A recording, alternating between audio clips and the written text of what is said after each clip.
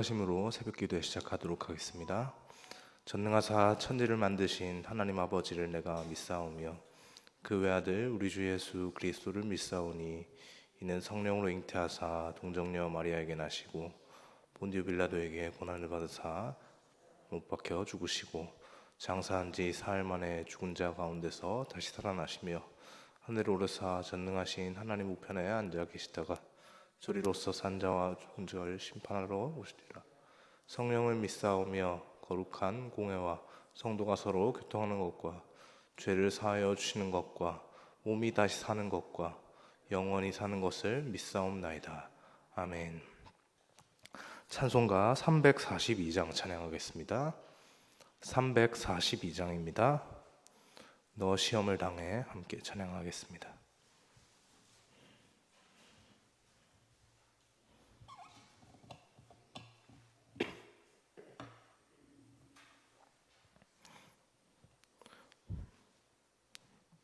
너 시험을 당해 죄 짓지 말고 너 용기를 다해 곧 물리치라.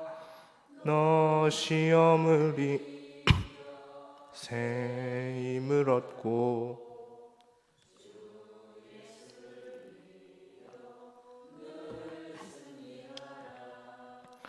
우리 구주의 힘과 그의 위로를 주님 내 편에 서서 항상 도우시리. 잘 선택하고 너행을 삼가 늘 조심하라. 너 열심을 다해 늘 충성하고 온 정성을 다해 주 봉사하라. 우리 구주의 힘과 그의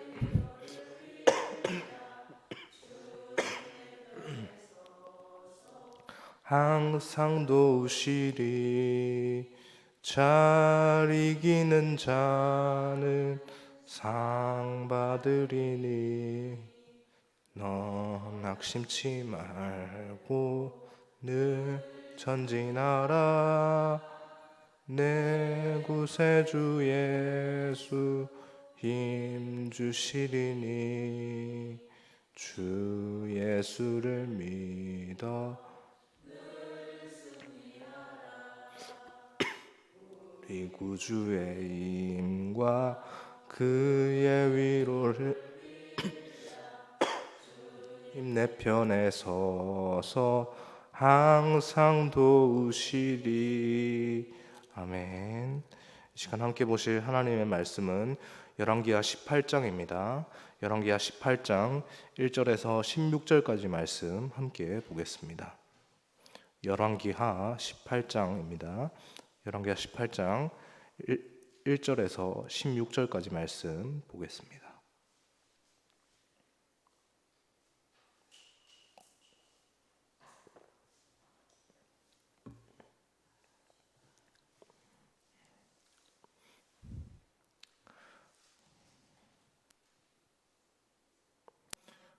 네, 찾으셨으면 제가 먼저 1절 말씀 읽고 교독하다가 마지막 절은 함께 읽겠습니다. 1절입니다. 이스라엘의 왕 엘라의 아들 호세아 제3년에 유다 왕 아하스의 아들 히스기야가 왕이 되니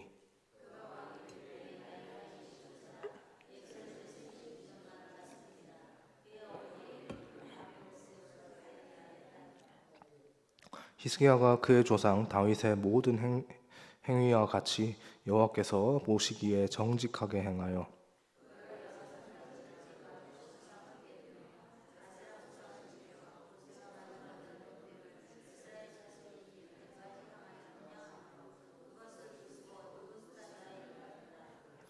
히스기야가 이스라엘 하나님 여호와를 의지하였는데 그의 전후 유다 여러 왕 중에 그러한 자가 없었으니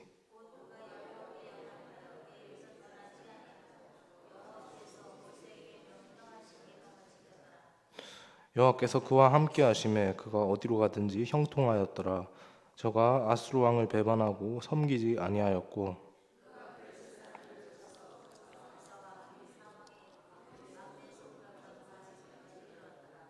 히스기야 왕 제4년 곧 이스라엘의 왕 엘라의 아들 호세아 제7년에 아수르의 왕 살마네셀이 사마리아로 올라와 에워쌌더라.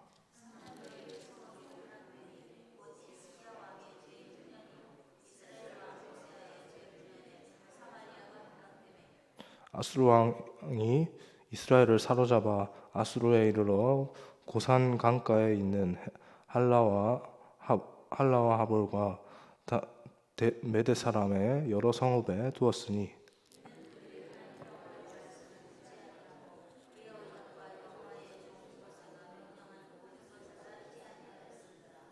히스기야 왕 제14년에 아수르 왕 사네립이 올라와서 유다 모든 견고한 성읍들을 쳐서 점령하며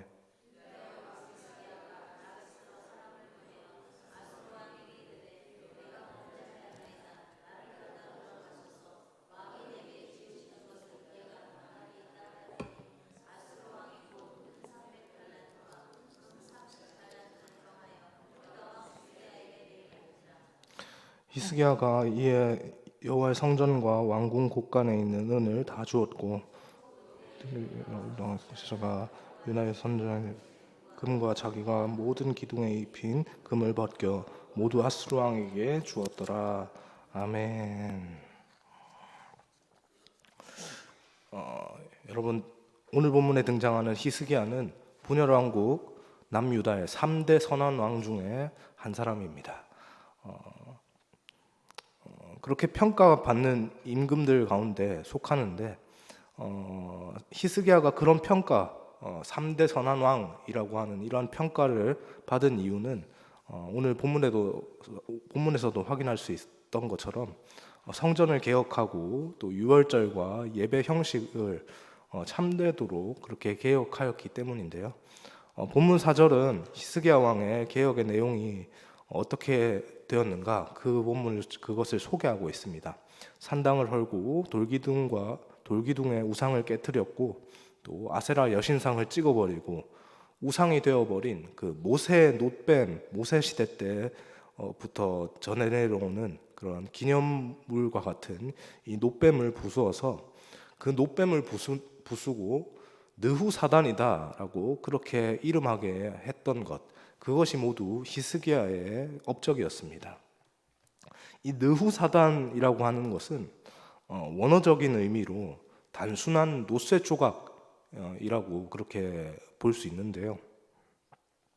그가 놋뱀을 보고 이것은 놋뱀 아니고 단순한 놋쇠 조각에 불과하다라고 이렇게 이름을 붙인 이유가 무엇이겠습니까? 왜 그것을 단순한 놋쇠 조각이라고 특별히 지칭해서 그렇게 말을 했을까요? 이 당시에 놋뱀이 아주 이스라엘에게 기념물을 뛰어넘어서 우상처럼 그렇게 자리하고 있었기 때문이다라고 볼 수 있는데요. 놋뱀이 신적인 권위를 갖고 있는 것이 아니라 단순한 놋쇠 조각에 지나지 않는다는 사실을 분명히 밝히기 위해서 이것을 이렇게 특별히 이것은 단순한 놋쇠 조각입니다. 강조해서 이렇게 말을 하고 있는 것입니다. 모세 시대 때로부터 하나님께서 놋뱀을 사용하셔서 놋뱀에 힘이 있었던 것이지 놋뱀 자체에 아무런 힘이 없었다는 사실입니다. 놋뱀은 사실 이스라엘 백성들에게 제가 조금 전에도 말씀드렸다시피 단순한 단순한 놋쇠 조각이 아니죠. 그들에게는 단순한 느후사단이 아닙니다. 그냥 그 당시를 생각을 해보면 쳐다보기만 하면 불뱀에 물려 죽을 수밖에 없는 사람들이 그 놋뱀만 쳐다보게 되면 살 수 있게 되었던 그 기적 같은 일을 기념하기 위해서 만들어진 놋 조각품이죠. 아주 의미가 있고 그것 자체에 아주 특별한 것, 상징이 있는 그런 기념물입니다. 그러나 그것이 단순히 그때 일을 기억하기 위한 우리가 그때 광야에서 하나님께 그런 은혜를 입었어라고 하는 그런 기념을 하는 그런 기념의 가치를 넘어서 하나님을 대신하여서 노뱀 자체에 저 노뱀 때문에 우리가 살았다라고 하는 그런 의미를 새겨서 그렇게 우상의 숭배를 받는 그런 우상으로서 그렇게 자리한다면 그것은 반드시 파괴시켜야 할 신앙의 장애물이었다라고 보여지는 겁니다.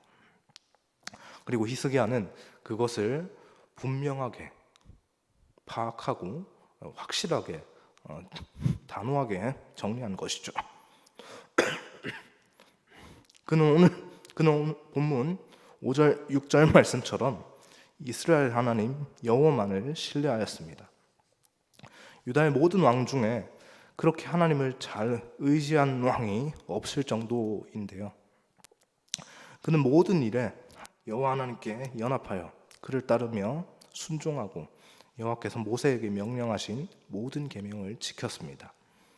그리고 그가 하나님을 떠나지 않았듯이 하나님께서도 그와 함께 하셨죠. 여호와께서 함께 하심은 그가 어디로 가든지 형통할 수 있었던 이유였습니다. 하나님께서 그와 함께 하시면서 그가 하는 모든 일을 형통하게 하셨죠. 그리하여서 히스기야는 본문 7절과 8절에 언급된 것처럼 아수르 왕을 배반하고 섬기지 않을 만큼 담대할 수 있었고요. 블레셋을 쳐서 가사와 그 일대의 망대와 또 성읍들을 정복할 수도 있었던 겁니다. 여러분, 제가 열왕기 설교를 하면서 새벽 시간에 열왕기 설교를 하면서 열왕기가 어떤 내용을 담고 있는 책이라고 말씀을 드렸었습니다. 어떤 특징이 있는 책입니까? 분열된 남유다와 북이스라엘의 모든 그 열왕들, 총 39명의 왕들입니다. 그 39명의 이 왕들의 역사의 기록이 담겨져 있는 역사서이죠. 물론 역사서가 또 이 동일한 시대를 다루고 있는 역사서가 역대상하도 있지만 역대기 상하와는 좀 차이가 있죠. 역대기 상하에는 남유다의 왕들에만 집중한 반면에 북이스라엘의 역사는 아주 드문드문 거의 기록되지 않고 남유다의 왕의 행적들을 설명하기 위해서 그렇게 설명하는 보조 자료로서만 그렇게 활용되는 반면에 북이스라엘의 모습들을 아주 비교적 상세하게 기록한 책이라고 할 수 있습니다. 히스기야가 다스릴 당시에 남유다가 이렇게 번영하고 있다는 모습을 우리가 앞부분에서 살펴보았는데, 그렇다면 이 당시에 북쪽의 이스라엘의 상황은 어떠했을까요? 그것을 본문 9절에서 12절 말씀을 통해서 알 수 있습니다.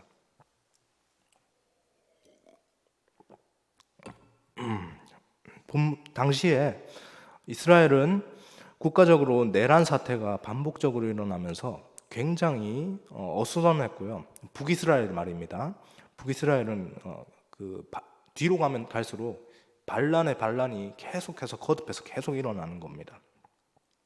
그런 상태에서 국가의 분위기가 굉장히 어수선하고 또 하나님 앞에 우상 숭배의 죄를 범하고도 회개하지 않는 모습이 있었기 때문에 그들의 모습은 어쩌면 갈 때까지 갔다, 좀 소위 말하는 막장까지 갔다라고 하는 그런 그 상태에 지금 있는 상태였습니다.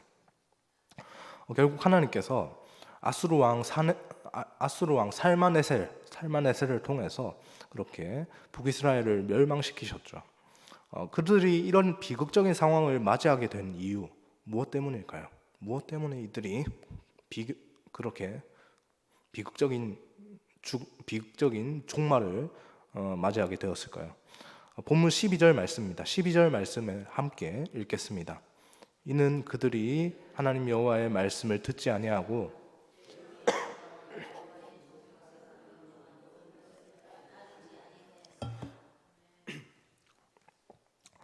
그들이 하나님의 말씀을 듣지 않았고 그 말씀, 그 율법에 순종하지 않았기 때문입니다.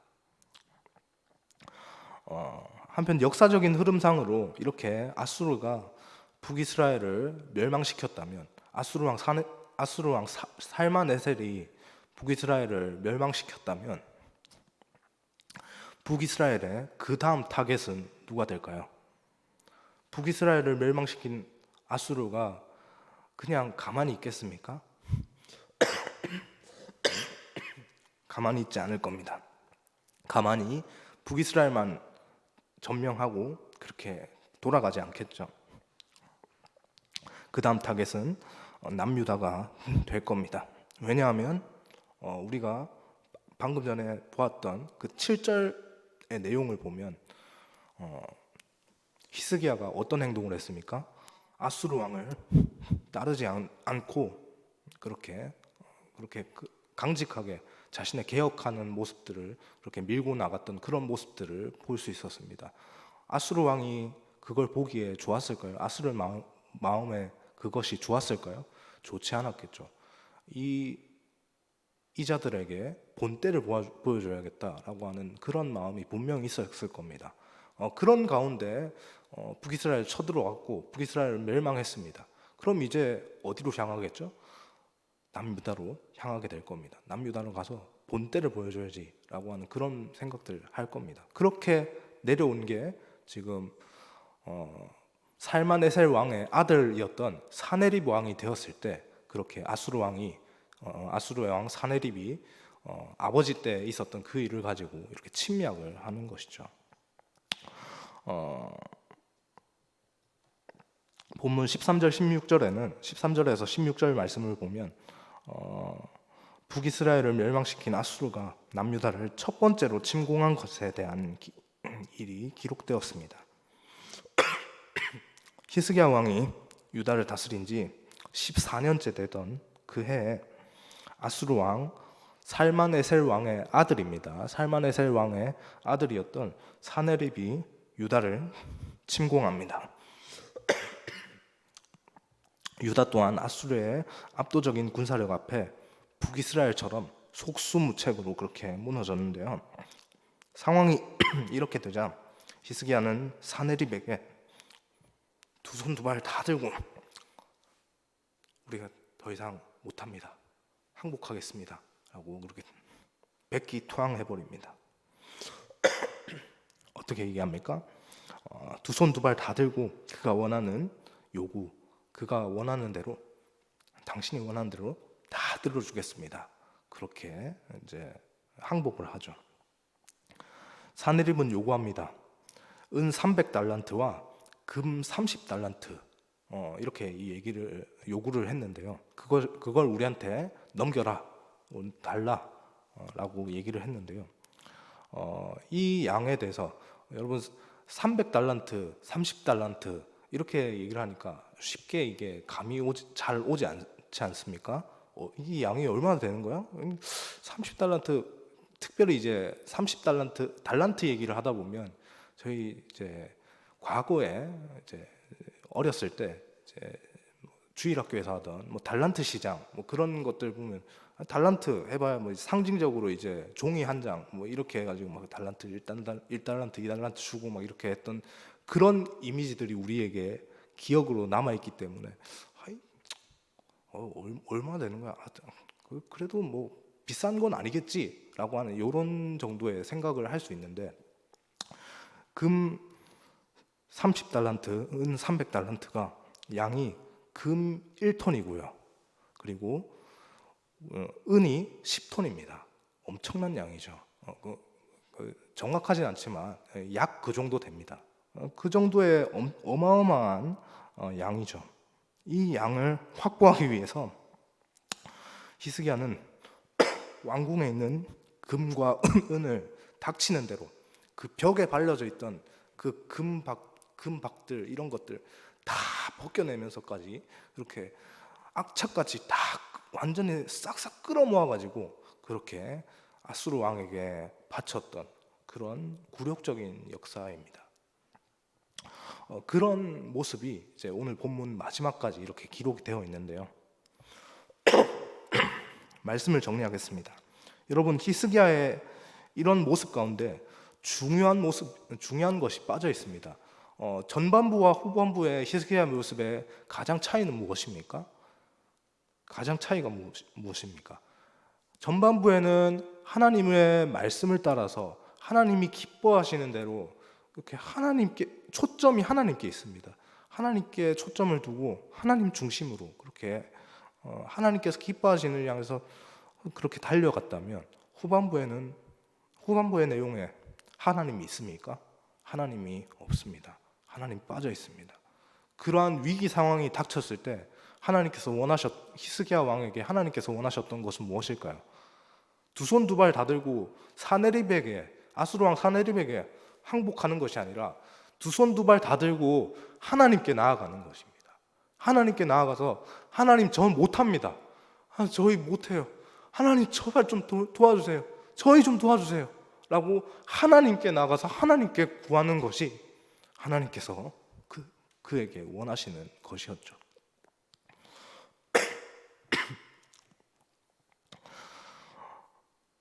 그런 모습이 온데간데 없이 빠져 있는 겁니다. 전반부에는 그런 모습들을 너무나도 잘 보였는데 후반부로 들어가면서 그런 모습들이 빠져 있는 것이죠. 여러분, 하나님께서는 하나님만을 의지하며 그렇게 신뢰하는 그 믿음을 가진 사람들을 찾고 기뻐하십니다.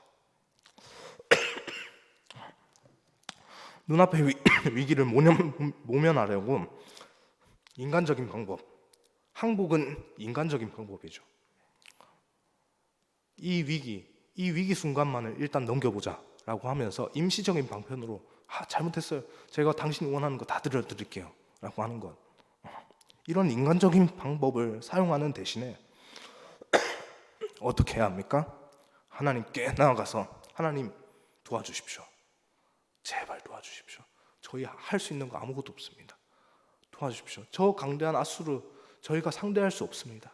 하나님 도와주십시오 라고 이렇게 하나님께 전적으로 내어놓고 맡기는 것, 의뢰하는 것, 이것이 하나님께서 기뻐하시는 행동인 것이죠. 오늘 하루도 우리의 삶 가운데 그런 삶이 있길 원합니다. 그렇게 하나님 앞에 모든 것을 다 올려드리며, 우리 인생 가운데도 그렇지 않습니까? 우리 마음대로 되지 않는 것, 할 수 없는 일들이 너무나도 가득 차 있죠. 그 모든 우리 힘으로 할 수 없는 일들을 맞닥뜨린 상황 가운데서 하나님, 할 수 없습니다. 우리가 감당할 수 없습니다. 하나님 도와주십시오. 도와주십시오. 하나님께 나아갑니다. 하나님, 어떻게 하나님께서 인도하시든 간에 하나님의 그 인도하심을 믿고 그 뜻이 어디로 향하든 간에 하나님 따라가겠습니다. 하나님 인도하여 주옵소서. 이렇게 기도할 수 있는 우리의 모습이 될 수 있길 소망합니다. 그 기도의 모습을 하나님께서 기뻐하시는 줄 믿습니다. 기도하겠습니다. 사랑의 주님, 감사합니다. 하나님, 오늘 히스기야 왕의 행적들을 살펴보았습니다. 하나님, 북이스라엘은 그렇게 멸망하였지만 히스기야 왕의 그 하나님의 마음의 중심을, 하나님을 향한 그 마음의 중심을 보시고 하나님께서 그렇게 이스라엘을 강대케 하셨던 것을 우리가 보았는데, 하나님, 그럼에도 불구하고 후반부의 히스기야의 모습은 하나님이 없는 그런 삶을 살았던 것, 그것 또한 우리가 보았습니다. 하나님, 이 히스기야의 행적을 통해서 우리가 더욱더 기억할 것은 인생 가운데 하나님을 붙드는 것이 너무나도 중요하다는 사실을 우리가 기억할 수 있게 하여 주옵소서. 하나님, 다른 것들 붙잡을 것이 아니라 다른 있다가도 없어지는 그런 인생의 유한한 것들을 붙잡을 것이 아니라 영원하신 하나님, 우리를 향한 그 사랑이 영원하신 그 하나님의 말씀을 붙잡고 살아갈 수 있는 우리의 모습이 되게 인도하여 주옵소서. 그 말씀이 우리에게 힘이 되고 그 말씀이 우리의 길이 되는 아버지 그러한 인생으로 그렇게 하나님을 기쁘시게 하는 삶을 사는 우리의 모습이 되게 인도하여 주옵소서. 감사합니다. 이 모든 말씀 살아계신 예수님의 이름으로 기도합니다. 아멘.